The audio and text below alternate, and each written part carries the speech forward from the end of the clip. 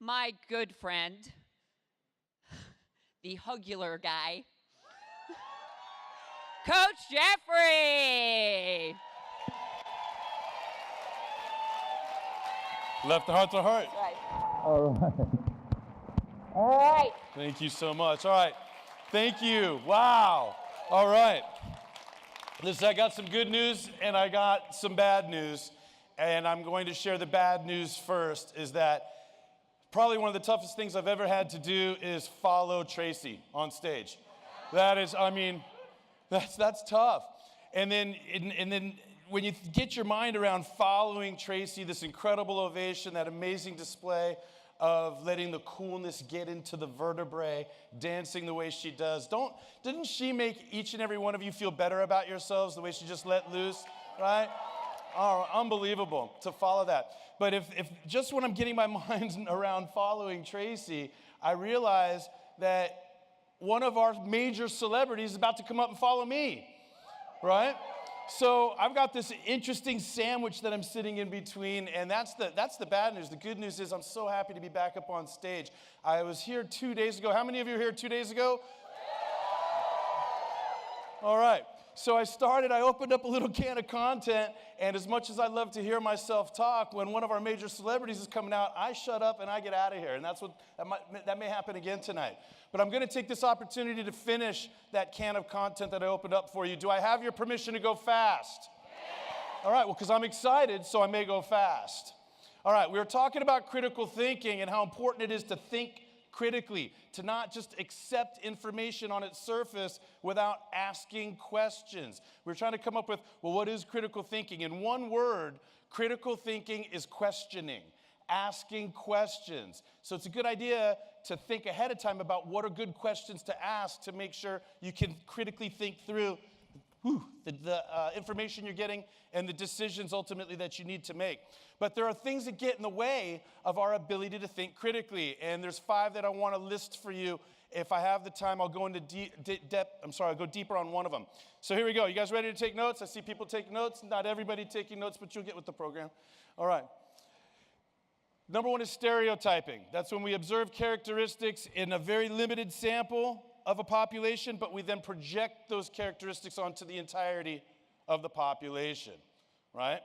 Are there some scams out there, right? Is everything a scam? No. Does this make sense, right? Do some people do business without integrity, right? But does everybody do business without it? You guys understand, right? So you got to think through and do your own research and have your own experiences, et cetera, rather than stereotyping populations and so forth. A second barrier, second thing that keeps us from thinking critically is, you ready? Frozen evaluations. You mean being stubborn? Yeah, being stubborn is what we usually call this, right? It's when we've made up our mind about something, and then because we are either too lazy or too proud, we reject any other information that comes along and cling to our original opinion.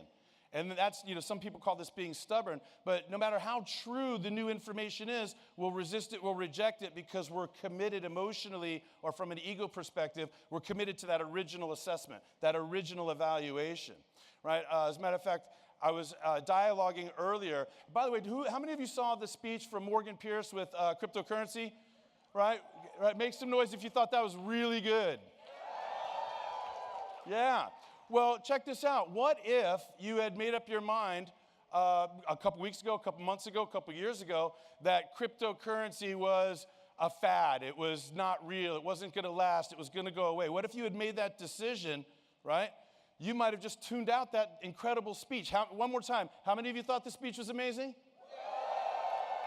Right? So now one person might be disagreeing with all of you that just made noise because of this decision you made 3 or 4 years ago. Does this make sense to you guys?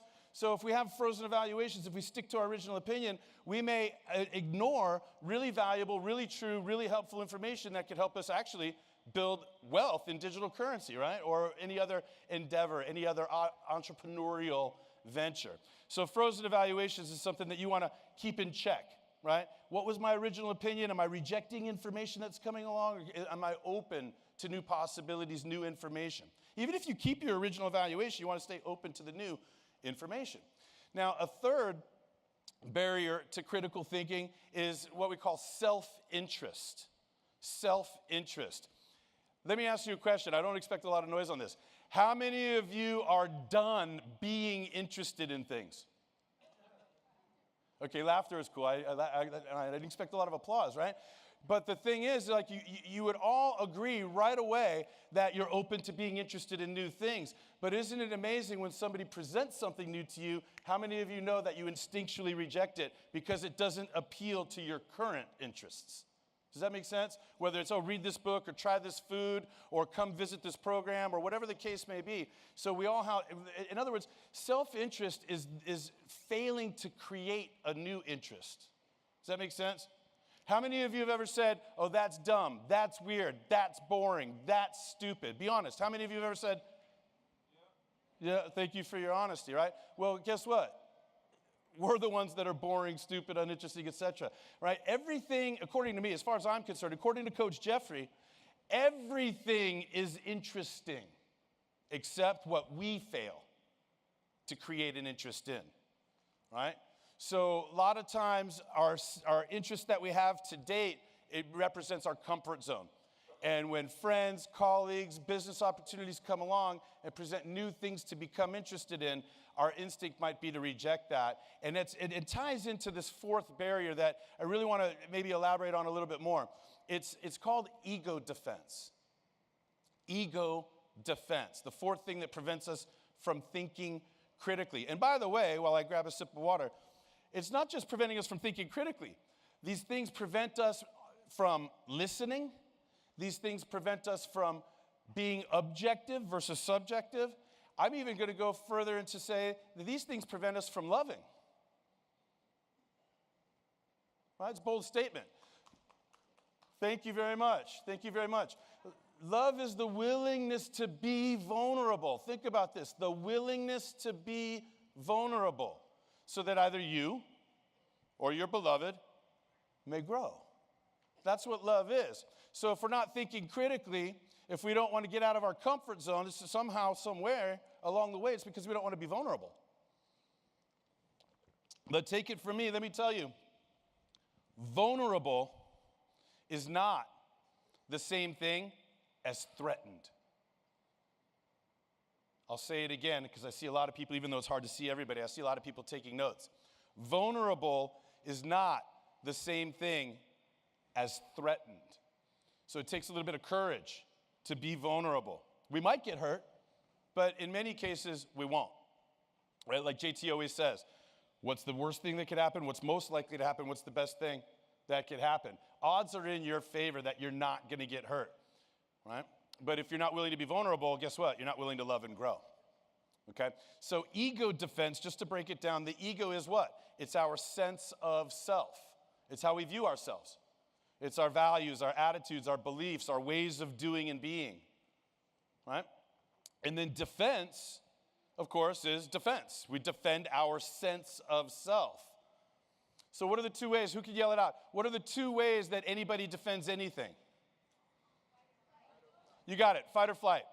So when you think, if you guys understand what physical fight or flight is, and this is what I want to break down and demonstrate, it's kind of fun, is when we sense physical danger, we instinctually either attack it to beat it before it beats us, or we beat it. We run like hell, right? We get the hell out of there, right? And sometimes we do both at the same time, right?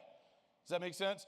So here's what we don't do, and I want you to understand, keep in mind, this is an immediate, instinctual behavior, right? It's built in, it's hardwired, it's part of our survival mechanism, so we can't unwire ourselves. I use a couple of examples, but what about if you hear like what you might think is a bee buzzing by your ear? Zzz, if you hear a zzz close to your ear, right? Here's what you don't do. I hear something buzzing by my ear. And buzz is the sound that I associate with a bumblebee. Bumblebees have stingers, and there's a chance that I could get stung in my ear. What should I do? What should I do? Let me think about this. We don't deliberate, right? And here's what we don't do. Are you ready with the beat? maybe I should call my wife and ask her. So I just can't make a decision here without my wife, you know. We agreed that when it comes to matters of health and safety and finances that we would discuss everything. I'm sorry. Maybe I should Google. Maybe I should Google how to respond to the sound of a buzz near. We don't do that.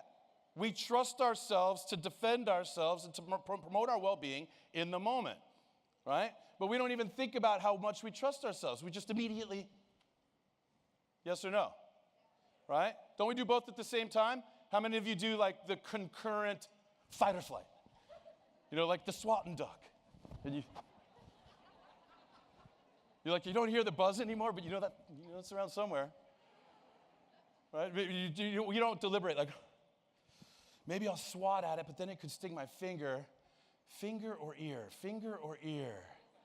I'm going to use my hand, but I write with my right. It's over here, my ear. I don't know what to do. Well, maybe I'll run real fast, but then it could come after me. We don't do that. We just instinctually make the decision. Instinctually make the decision. And it's not a cerebral thing, it's a survival thing, right? What I find interesting about this is that once we've made this decision, we look and it's a fly instead of a bee, which means flies are annoying, but how many of you have ever been stung by a fly?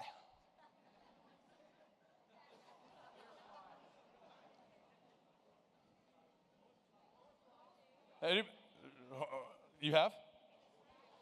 In Australia? Okay, well, I am becoming more global. I am learning about other creatures and critters that exist around the world, but I'm from Southern California, and we don't have that shit where I grew up. Okay. All right. Thank you. So what I'm getting at is, here's the point that I'm making. I mean, you guys want to hear another example of this? How many of you like spiders? Oh, no, I hate spiders. And I don't even like using the word hate. I don't believe in hate as a concept. I'm so full of love. I believe in love all the time, but I will use the word hate when it comes to spiders. And like, how many of you ever walked face first into a spider web? Oh, you're not just saying yes, you're going, oh. Right? Well, what doesn't happen, I'm going to take my glasses off to do this.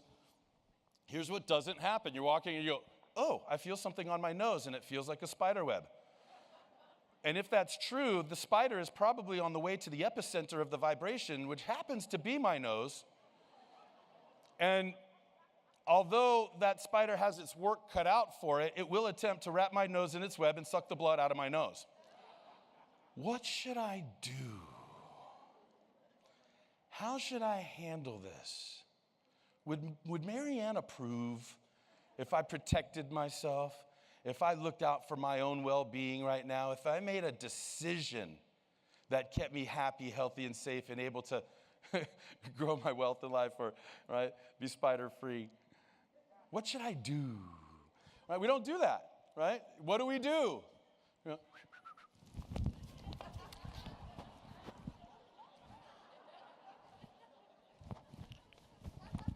all right, now I'm going to ask, right? And I wouldn't ask this except for I thought I just heard somebody ask if you guys wanted to see Tracy's boobs. So I feel comfortable asking you guys, not if you want to see my boobs, but thank you. If I had any more male breast tissue, Tracy, I would never leave the house. Actually, I would just stay home all the time. But what I was going to ask is how many of you, when you've walked into the spider web and you freaked out like that, instinctual, you start swatting away and getting away and trying to, right? How many of you actually have taken off your shirt to shake it out to make sure that spider is not on your shirt? Be honest, make some noise if you have actually taken off your shirt. You don't care who sees your boobs or anything else you got going on, or that tattoo in that special place, whatever it is, right? And then so you shake out your shirt. How many of you turn it inside out and you shake it some more and like you're folding sheets or something, and you look? And then, so now you know there's no spider on your shirt. You've wiped yourself off. You put your shirt back on. It doesn't stop there. Does it stop there? No, because we have to immediately get to a water source, and we have to wash our hands, and we have to get the paper towel, and we have to wipe a moist paper towel over our person to make sure any remnants of web are not on us, right? Because and we pull away. Hopefully there's no dangling spider hiding behind us somewhere that we can't see. Okay? we really take these measures. Now we're thinking about it. It's not just instinctual fight or flight anymore. Does that make sense? So now we're thinking about it, and we're putting all these preventative measures. We walked into the web like maybe in real time now, like 7 to 10 minutes ago, right? By the time we get to a water source and wipe ourselves off. But we're convinced. We have certainty that there's no spider on us. Does this make sense? It's 15 minutes after the fact, and we're in a different room or a different location because where we walked into the web is not where the water source is, etc. But then 15 minutes after, with all of those measures we've taken to make sure there's no spider on us, we might walk underneath the air conditioning. And for those of you that have hair, I'm challenged in this area. For those of you that have hair, the air conditioning might blow one of your hairs onto your ear, and all of a sudden,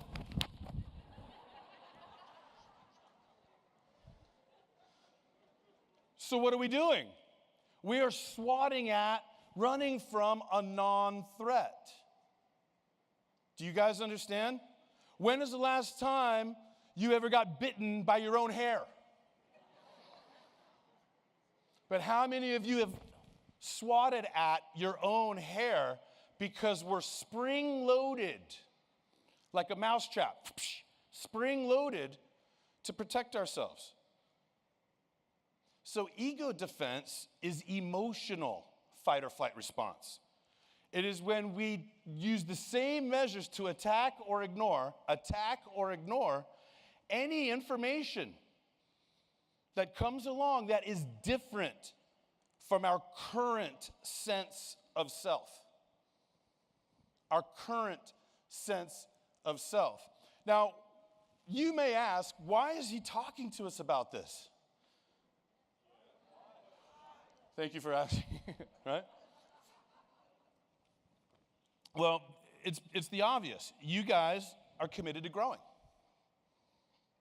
You guys are committed to new information. You guys have notebooks out. You're taking notes right now. You have made a commitment to learn, to grow, to get new information, to get new perspectives, to meet new people from all around the world with different ideas, different terms, different language, different creatures.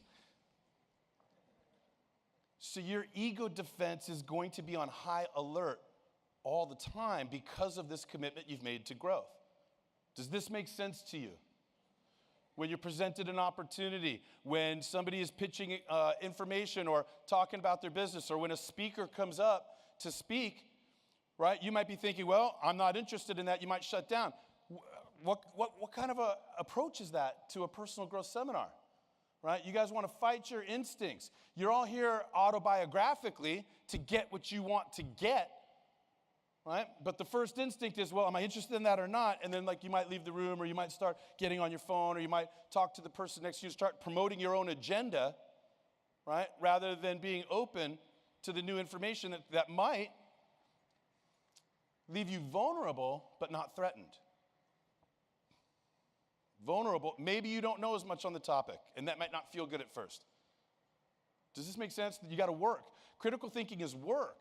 You have to overcome the instincts to protect yourself, stay in your comfort zone, and put the effort into growing, and all of that effort is upstairs. It's all right here. Now, I love this topic, and I could go on and on about it, but the fifth thing that keeps us from thinking critically is like the more, I guess maybe the popular. So ego defense, all the first four, it's like when the individual does those things. But if a whole population does those things, here it is. It's called ethno for cultural, E-T-H-N-O, ethnocentrism.